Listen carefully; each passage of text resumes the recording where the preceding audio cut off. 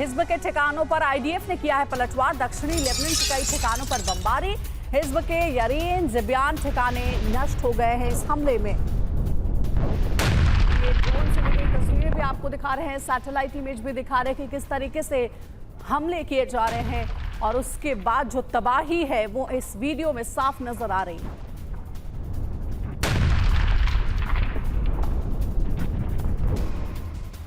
काले सागर से भूमध्य सागर तक रूस का वर्चस्व खत्म करने के लिए नाटो मीटिंग में मंथन हुआ है, जिसके बाद 32 देशों में सहमति हुई कि एक ऐसा कॉरिडोर बनाया जाएगा जिससे हथियार सीधे काला सागर तक पहुंचाया जा सके।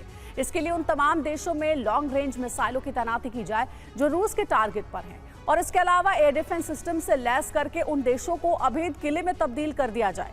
यानी रूस की इतनी जबरदस्त घेराबंदी करने को नाटो बेचैन है, जिससे रूस बैकफुट पर आ जाए और पुतिन रूस का विस्तार छोड़कर अपने देश की सुरक्षा करने में जुट जाए। ऐसे वक्त में नाटो अपना दायरा बढ़ाकर पुतिन के वर्चस्व को खत्म कर सकता है। यूक्रेन में तबाही जारी है। ऐसे में काला सागर से पूर्वी यूरोप तक रास्ता पूरी तरह से ब्लॉक है।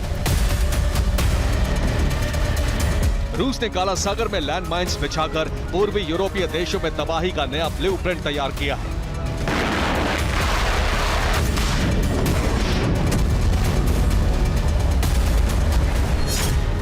जबकि नेटो ने रूस को काउंटर करने के लिए यूरोप कॉरिडोर नंबर 8 बनाया है, जिसके बाद न सिर्फ काला सागर में रूस का वर्चस्व खत्म हो जाएगा, बल्कि पूर्वी यूरोपीय देशों तक जाने का एक नया रास्ता तैयार हो जाएगा।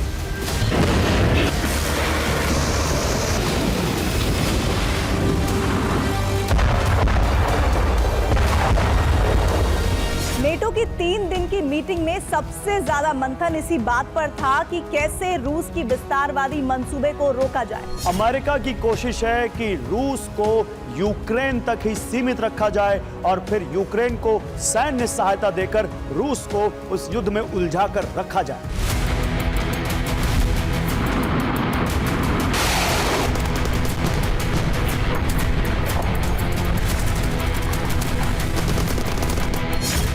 अब अमेरिका बाल्टिक सागर, काला सागर, भूमध्य सागर के जरिए रूस की घेराबंदी करने में जुटा है। इसके लिए नेटो देशों के युद्धपोत रूस पर हमले के लिए तैनात कर दिए हैं।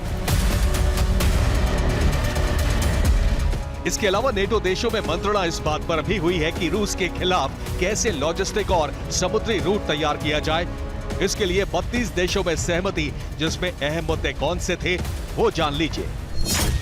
नेटो देशों में हथियारों का प्रोडक्शन बढ़ाया जाए।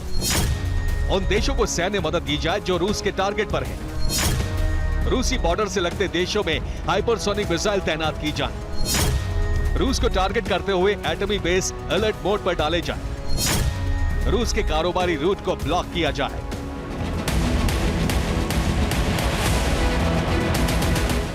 नेटो में शामिल 32 देशों ने रूस का रास्ता रोकने पर सहमति जताई है। साथ ही एक बड़े युद्ध का अंदेशा भी जताया है, कहीं यह युद्ध तीसरे विश्व युद्ध में ना बदल जाए।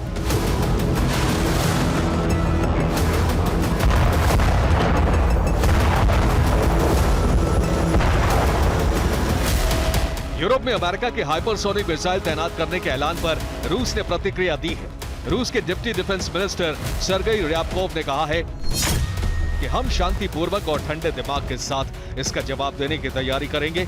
एक मिलिट्री ऑपरेशन शुरू किया जाएगा जो अमेरिका के यूरोप में दबदबे की सारी संभावनाओं पर विराम लगा देगी।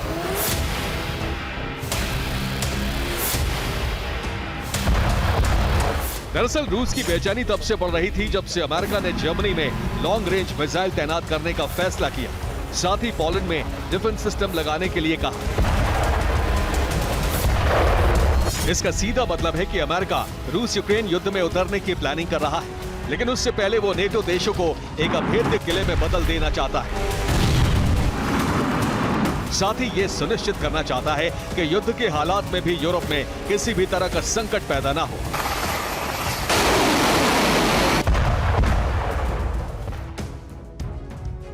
काला सागर में पुतिन के वर्चस्व को खत्म करने के लिए नाटो यूरोप में कॉरिडोर नंबर 8 बना रहा है, जिससे काला सागर और भूमध्य सागर आपस में जुड़ जाएंगे और यूरोपीय देशों तक सामान आसानी से पहुंच पाएगा। यहां तक कि हथियार भी इस रूट से पहुंचाए जा सकें। इसके लिए नाटो मीटिंग के तीसरे दिन 4 यूरोपीय देशों में एग्रीमेंट हुआ है, जिसमें इटली, अल्बानिया, मैसेडोनिया, बुल्गारिया शामिल हैं। रूट क्या है ये समझिए। इटली के पास पड़ने वाले एड्रियाटिक समंदर से अल्बानिया तक सी रूट है।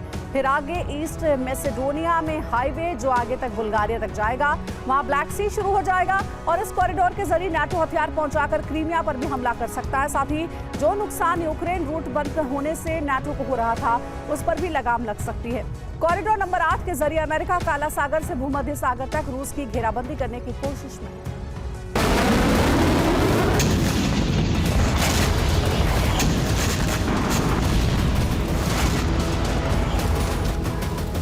जिस कॉरिडोर को अमेरिका पूर्वी यूरोप तक पहुंचाने का विकल्प बता रहा है, वो रूस से बड़े टकराव की वजह बन सकता है, क्योंकि इस रूट के पास अमेरिका युद्धपोत लगा चुका है, जबकि रूस बैकफुट पर आ सकता है क्योंकि वो पहले अपने इलाकों को बचाएगा, बाद में दूसरे नेटो देशों पर हमला करेगा।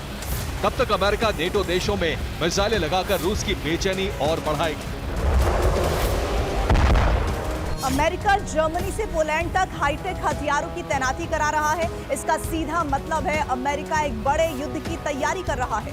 नेटो चीफ ने भी सहमति जताई है। जब सवाल नेटो की सुरक्षा का होगा तो फिर दुश्मन पर हमला उसी रणनीति का हिस्सा होगा। अमेरिका ने पहले चरण में यूरोप के 10 देश चुने हैं, जहां वो लॉन्ग रेंज मिसाइल लगाएगा और सैन्य मदद देगा। बाल्टिक देश, लिथुआनिया, एस्टोनिया, लातविया, नॉर्डिक देश, नॉर्वे, फिनलैंड और स्वीडन। इसके आगे पोलैंड, जर्मनी, डेनमार्क और मोल्दोवा। इसके लिए ब्रिटेन, जर्मनी, पोलैंड और फ्रांस को हथियारों का प्रोडक्शन बढ़ाने के लिए कहा गया है, जिसमें सबसे ज्यादा जोर 500 किलोमीटर रेंज की मिसाइल बनाने पर है।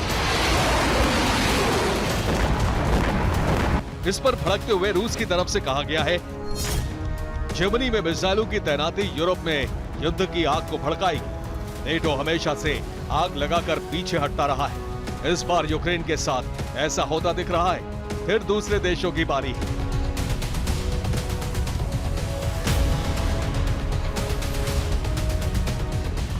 रूस की धमकी के बाद पोलैंड ने बेलारूस बॉर्डर पर सैनिकों की संख्या बढ़ा दी है।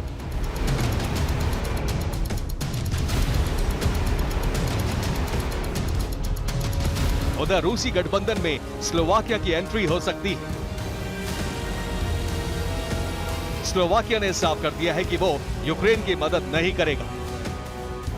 उधर पुतिन ने ब्रिक्स संसद बनाने की बात कही, जबकि अमेरिका ने यूक्रेन पर लगाई लॉन्ग रेंज हथियारों के इस्तेमाल की रोक हटा ली है। इसका सीधा मतलब है कि अब अमेरिका चाहता है कि रूस के हर कोने पर रोज हमला हो, जिससे मजबूरन पुतिन को प्लान बदलना पड़ जाए। और वही मौका होगा जब अमेरिका यूरोप में अपना दबदबा एक बार फिर साबित कर पाएगी। Bureau report, TV9 Bharat.